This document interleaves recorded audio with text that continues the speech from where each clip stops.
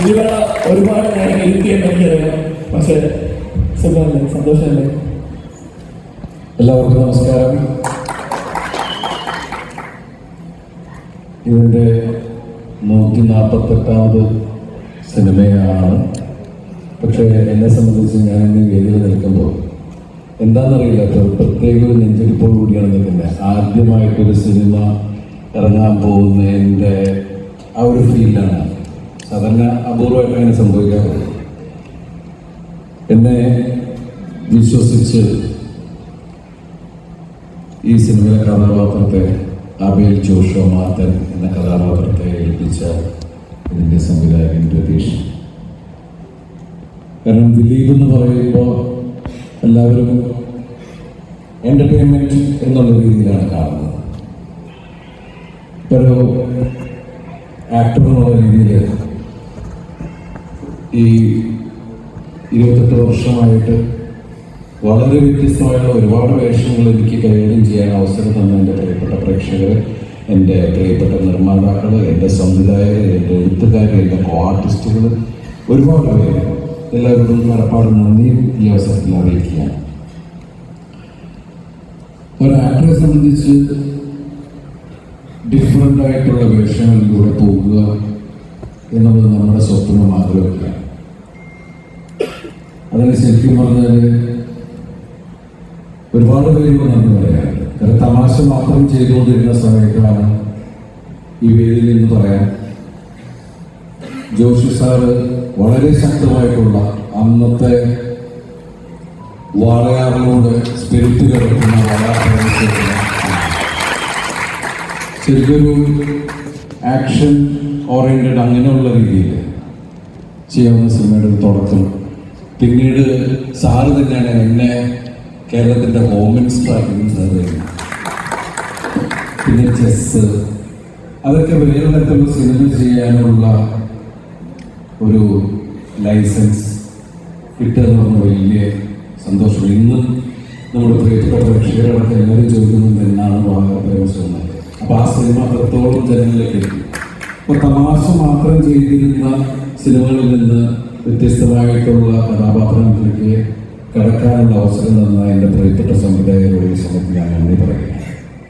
അങ്ങനെ പല സിനിമകൾ ചെയ്ത് ഇന്നിപ്പോൾ തങ്കമണി എന്ന സിനിമയിലെത്തി നിൽക്കുകയാണ്. 1986 തങ്കമണി കട്ടപ്പനയിലെ, ഇടുക്കി ജില്ലയിലെ കട്ടപ്പനയുടെ അടുത്തുള്ള തങ്കമണി സംഭവം ഉണ്ടാവുകയും അതൊക്കെ ഞാൻ അന്നത്തെ പത്രങ്ങളിലൊക്കെയാണ് വായിച്ചത്. അത് ഞാൻ കോളേജിൽ പഠിക്കുന്ന സമയമാണ്. പക്ഷേ ലൈഫിൽ ഞാൻ ഒരിക്കലും ചിന്തിച്ചിട്ടില്ല തങ്കമണിയിൽ ജീവിക്കുന്ന, തങ്കമണിയിൽ ജനിച്ചോടുന്ന ഒരു കഥാപാത്രമായിട്ട് ഞാൻ പിന്നീട് അത് ഒരു സ്ക്രീനിൽ പ്രസന്റ് ചെയ്യുന്ന ഒരു അവസ്ഥ ഞാൻ സ്വപ്നത്തിൽ പോലും ചിന്തിച്ചിട്ടില്ല. പക്ഷെ അന്നൊക്കെ തങ്കമണി എന്ന് പറയുന്നത് എന്നെ സംബന്ധിച്ച് വളരെ ദൂരെയുള്ള ഒരു നാടാണ്.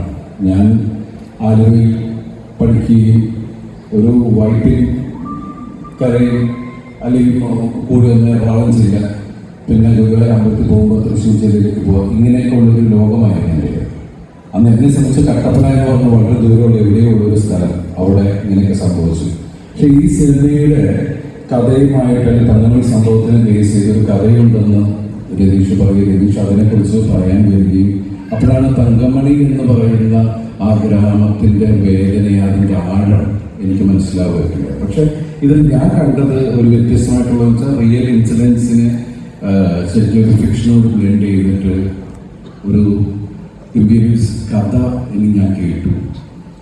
അപ്പോൾ അത് ആബേൽ ജോഷുവ മാത്തൻ എന്ന കഥാപാത്രത്തിലൂടെയാണ് അയാളുടെ പ്രണയം, അയാളുടെ കുടുംബം, അയാളുടെ സൗഹൃദം എല്ലാം കൂടി ചേർത്ത് ആണ് ഈ സിനിമ പുറത്തിറക്കിയിരിക്കുന്നത്. റിയൽ ഇൻസിഡൻസ് ഏറ്റവും കൂടുതൽ ഇപ്പോൾ ലാസ്റ്റ് മഞ്ഞൾ ബോയ്സ് വരെ നമ്മൾ കണ്ട കാര്യങ്ങൾ അല്ലെങ്കിൽ കേട്ടറിഞ്ഞ കാര്യങ്ങൾ നമ്മുടെ മുമ്പിൽ ബിഗ് സ്ക്രീനിൽ അത് റീക്രിയേറ്റ് ചെയ്യുക. അപ്പോൾ അങ്ങനെയുള്ള ഇപ്പോൾ ഒരുപാട് സിനിമകളുണ്ട്. ഇപ്പോൾ 12th ഫെയിൽ, അങ്ങനെ ഒരുപാട് സിനിമകൾ 2018 മലയാള സിനിമയിൽ ഏറ്റവും വലിയ ഹിറ്റായ സിനിമ നമ്മൾ കണ്ടതാണ്, നമ്മൾ അനുഭവിച്ചറിഞ്ഞതാണ്. അപ്പം അങ്ങനെ നിൽക്കുന്ന സമയത്ത് ഇത്